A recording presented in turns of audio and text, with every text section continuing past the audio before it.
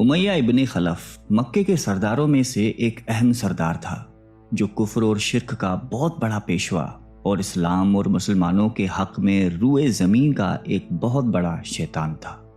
ایک دن اس کو پتا چلا کہ اس کے کسی غلام نے بتوں کو پوجنے سے انکار کر کے کسی اور کو معبود بنا رکھا ہے۔ اس نے غلام کو فوراً بلا کر یہ پوچھا کہ میں نے سنا ہے کہ تم نے کوئی اور معبود بنا لیا ہے، سچ سچ بتاؤ کہ تم کس کی عبادت کرتے ہو؟ غلام نے کہا کہ محمد صلی اللہ علیہ وآلہ وسلم کے خدا کی۔ امیہ غصے سے لال پیلا ہو گیا اور کہنے لگا کہ محمد کی خدا کی پرستش کرنے کا یہ مطلب ہوا کہ تم ہمارے مقدس بتوں کے دشمن بن گئے ہو۔ سیدھی طرح راہ پہ آ جاؤ ورنہ ذلت کے ساتھ مارے جاؤ گے۔ میں یہ ہرگز برداشت نہیں کر سکتا ہوں کہ تم بتوں کی پوجا کرنے والے کے غلام رہ کر محمد کے خدا کی پرستش کرو۔ وہ غلام جو توحید کا سچے دل سے شیدائی ہو چکا تھا، اس نے بے دھڑک امیہ کو جواب دیا کہ میرے جسم پر تو تمہارا زور چل سکتا ہے، لیکن میں اپنا دل اور اپنی جان محمد صلی اللہ علیہ وآلہ وسلم اور اس کے خدا کے پاس رکھ چکا ہوں۔ اب اللہ کی عبادت ہی میری زندگی کا مقصد ہے اور تمہارے خود سے بنائے ہوئے بتوں کو پوجنا میرے بس کی بات نہیں ہے۔ یہ جواب سن کر امیہ بن خلف غیظ و غضب سے دیوانہ ہو گیا۔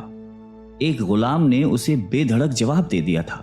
اس نے کڑک کر کہا کہ اچھا تو پھر اپنی بے دینی کا مزہ چکھ، دیکھوں گا میں کہ محمد اور اس کا خدا تجھے کیسے بچاتے ہیں۔ امیہ کے تشدد شروع ہو گئے۔ مکہ کی زمین گرمی کے سبب بڑی مشہور تھی۔ امیہ اپنے غلام کو دوپہر کی تپتی دھوپ میں زمین پر لٹا کر سینے پر بھاری پتھر رکھ دیتا تھا کہ وہ کروٹ نہ لے سکے۔ پھر کہتا تھا کہ محمد کے دین سے باز آ جاؤ، لیکن اس ظلم کے باوجود بھی اس غلام کے منہ سے سوائے احد کے کچھ نہیں نکلتا تھا۔ امیہ مزید غضبناک ہو کر اذیتیں مزید بڑھاتا جاتا۔ ایک مرتبہ تو امیہ نے ظلم کی انتہا کر دی۔ پورا ایک دن اور پوری ایک رات غلام کو بھوکا پیاسا رکھا اور تپتی ہوئی ریت پر لٹا کر اسے تڑپنے کا تماشا دیکھ رہا تھا۔ اس کی یہ کوشش بھی غلام کو حق سے نہ ہٹا سکی۔ آخر تھک ہار کر امیہ نے مکے کے بدماش لڑکوں کو بلایا اور ان سے کہا کہ اس غلام کو اتنی اذیتیں دو کہ یہ محمد اور اس کے خدا کا نام لینا بھول جائے۔ یہ لڑکے امیہ کی خوشی حاصل کرنے کے لیے اس بے بس غلام کو بری طرح مارتے پیٹتے تھے۔ جسم کے کپڑے اتروا کر لوہے کی چادریں پہنا کر تپتی دھوپ میں کھڑا کر دیتے تھے، لیکن غلام کی زبان سے احد کے سوا کچھ نہیں نکلتا تھا۔ اسلام کی راہ میں یہ بے پناہ اذیتیں سہنے والے صحابی کوئی اور نہیں بلکہ حضرت بلال حبشی رضی اللہ تعالیٰ عنہ تھے۔ انہی ظلم و ستم کے دوران ایک دن حضرت ابو بکر صدیق رضی اللہ تعالیٰ عنہ کا ادھر سے گزر ہوا۔ آپ رضی اللہ تعالیٰ عنہ نے امیہ سے فرمایا کہ اے امیہ، اس بےکس اور مظلوم پر اتنے ظلم و ستم نہ کر۔ اس نے تمہارا کیا بگاڑا ہے؟ وہ خدائے واحد کی عبادت کرتا ہے۔ اگر تو اس پر احسان کرے تو یہ احسان آخرت میں تیرے کام آئے گا۔ اس پر امیہ نے نہایت حقارت سے کہا کہ میں تمہاری اس خیالی آخرت کے دن کو نہیں مانتا، جو میرے دل میں آئے گا میں تو وہی کروں گا۔ صدیق اکبر اس جواب پر کافی افسردہ ہوئے، لیکن پھر بھی آپ رضی اللہ تعالیٰ عنہ نے اسے سمجھایا کہ اس مظلوم پر ظلم و ستم کے پہاڑ توڑنا تیری شایان شان نہیں ہے۔ جس پر امیہ نے تنگ آ کر کہا کہ اگر تم اس کے اتنے ہمدرد ہو تو اسے خرید کیوں نہیں لیتے؟ حضرت ابو بکر صدیق جھٹ تیار ہو گئے اور فرمایا کہ بولو کیا دام لوگے؟ امیہ نے کہا کہ تمہارے پاس ایک غلام ہے جس کا نام فسطاط رومی ہے، وہ مجھے دے دے اور اس کو لے جا۔ حضرت ابو بکر صدیق رضی اللہ تعالیٰ عنہ فوراً ہی راضی ہو گئے، جبکہ امیہ کا خیال تھا کہ فسطاط ایک نہایتی کارآمد غلام ہے جس کی قیمت زیادہ ہے اور حضرت ابو بکر صدیق رضی اللہ تعالیٰ عنہ اسے دینے سے انکار کر دیں گے، مگر آپ فوراً راضی ہو گئے۔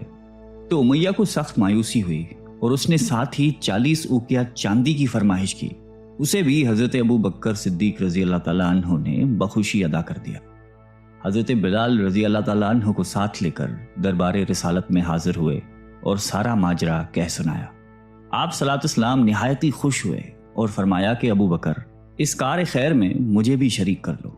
صدیق اکبر رضی اللہ تعالیٰ عنہ نے فرمایا کہ یا رسول اللہ، میں اسے خدا کی راہ میں آزاد کر چکا ہوں۔ یہ سن کر زبان رسالت سے صدیق اکبر رضی اللہ تعالیٰ عنہ کے لیے کلمہ رحمت جاری ہو گئے۔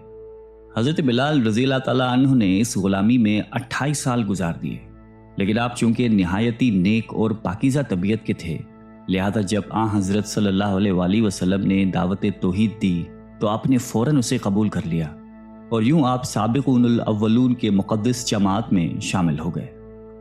رہائی پانے کے بعد حضرت بلال ہمیشہ آپ صلی اللہ علیہ وآلہ وسلم کی خدمت میں حاضر رہتے تھے اور دل و جان سے نبی پاک صلی اللہ علیہ وآلہ وسلم کی خدمت بجا لاتے۔ آپ صلی اللہ علیہ وسلم حضرت بلال کو کسی بھی چیز کا حکم دیتے تو آپ اپنی جان بھی لڑا دیتے۔ غزوہ بدر سے لے کر غزوہ تبوک تک تمام غزوات میں شامل رہے، لیکن حضرت بلال کی اسلام کے لیے سب سے بڑی خدمت اور ان کے لیے سب سے بڑی سعادت اسلام کا سب سے پہلا موذن ہونا ہے۔ ہجرت کے بعد جب مسجد نبوی صلی اللہ علیہ وآلہ وسلم تعمیر ہوئی تو آپ صلی اللہ علیہ وسلم نے آپ کو اذان دینے کا ذمہ سونپا۔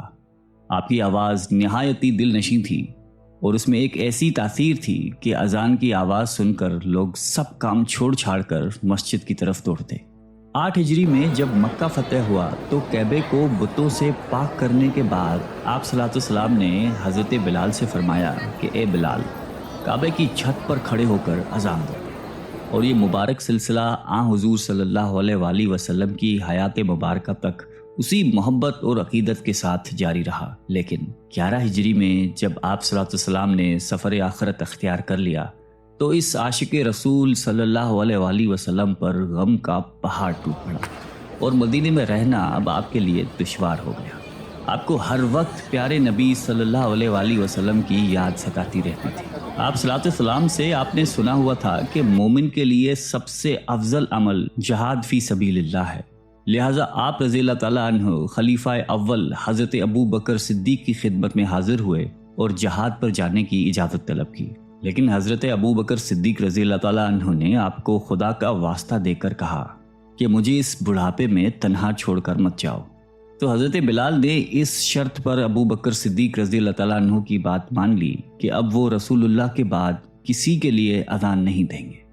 حضرت ابو بکر صدیق رضی اللہ تعالیٰ عنہ نے ان کی یہ بات مان لی، لیکن آپ کے دور خلافت کے بعد خلیفہ دوم حضرت فاروق اعظم رضی اللہ تعالیٰ عنہ کے دور میں بھی جب بیت المقدس کی تسخیر کے لیے شام جانا پڑا تو وہاں عیسائیوں سے صلح نامہ طے پانے کے بعد حضرت عمر فاروق رضی اللہ تعالیٰ عنہ نے ایک خطبہ دیا اور حضرت بلال سے درخواست کی کہ آج جب کہ قبلہ اول پر توحید کا پرچم لہرا دیا ہے تو اس با عظمت موقع پر اگر آپ اذان دیں تو ہم آپ کے مشکور رہیں گے۔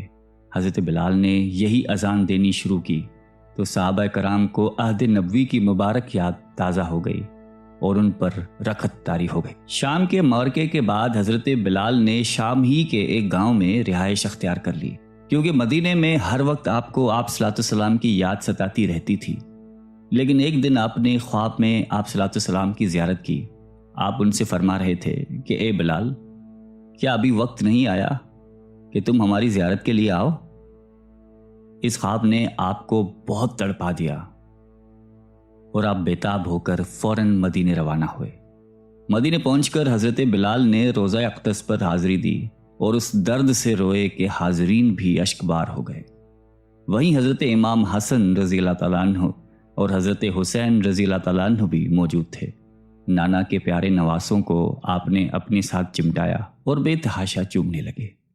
حضرت حسن رضی اللہ تعالیٰ عنہ اور حسین رضی اللہ تعالیٰ عنہ نے آپ سے اذان فجر کی فرمائش کی، بھلا اس میں رد کرنے کی کہاں گنجائش تھی۔